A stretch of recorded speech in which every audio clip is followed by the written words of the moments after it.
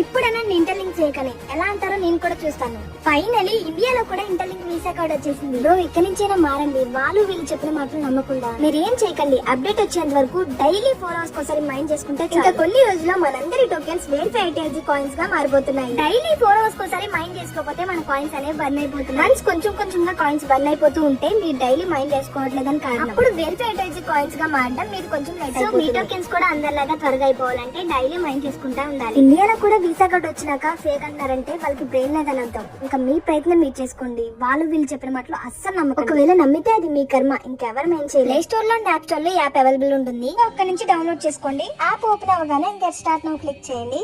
దాని తర్వాత signal click చేయండి.